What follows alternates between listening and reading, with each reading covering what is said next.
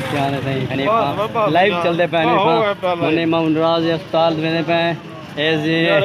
मुन्ने मामू बिल्कुल नाराज है पता नहीं समझ नहीं क्या मसला है फैजान खान आज इन्हें पारा हाई फैजान का इन्हें पारा हाई किते मुन्नी बिल्कुल नाराज है उधर का मुन्नी नाराज है सर जी गेट लगा देखो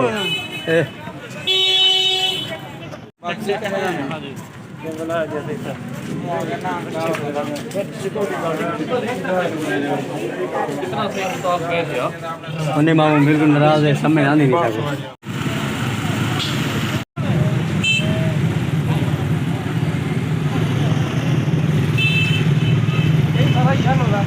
क्या सर